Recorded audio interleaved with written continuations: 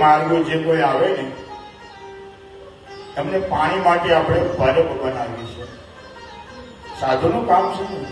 એમાં એક માણસ તૈયાર થયો કે બાપુ હું પરબની સેવા હું આપીશ. હવે 4 કિલોમીટર દૂરથી પાણી લાવવાનો અને માટલા ભરવાના અને માટલા ભરાયા પછી એમાંથી અને બધાને વટે માર્ગોને પાણી આપો. વર્ષો સુધી વીતી વાત, 15-20 વર્ષ સુધી બાળકની ઉંમર પણ થઈ. એમાં એક દિવસ 3-4 જણા આવ્યા અને કે અમને પાણીની તરસ લાગી છે, અમને પાણી પીવડાવો. ઠંડુ પાણી આવ્યું, માટલાની અંદર કાળા માટલા ભરેલા અને પાણી પીધા પછી એમને જોયા પછી ઘણી વાર કોઈ માણસને આપણે જોઈએ ને, જાણીએ ને, નજીક આવીને તો આપણે ખબર પડે કે આની સાથે આપણે કંઈક સંબંધો છે, આ કોઈ મહાન પુરુષ હશે, આવું આપણે અનુભૂતિ થાય.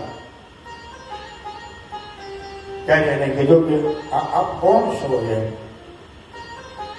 તો તમને તરસ બહુ લાગી છે, એમને પાણી આપો. અને પાણી પીવડાવ્યું. ત્યારે માણસે એવું કીધું કે તમે ગભરાશો નહીં ને, હું બોલીશ તો કે ના, તમે મને કહો આપ કોણ છો? મને આપને જોયા પછી શંકા જાગે છે, કોઈ આપ અલગ પુરુષ દેખાવ છો. ત્યારે એને કીધું કે અમુક યમના દૂતો છે, અને કોઈનો જીવ લેવા જઈ રહ્યા છે. યમરાજ અમારી સાથે છે, યમદૂતો છે, અમે જીવ લેવા જઈએ છીએ. તમારે કાંઈ અમને પૂછવું છે? તો કે હા, તારું અમે પાણી પીધું, અમને સંતોષ થયો છે. બોલે તમે જોવો ને,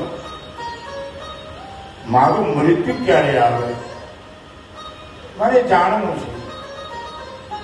એક પાણીનો ગ્લાસ ખાલી પીવડાવું.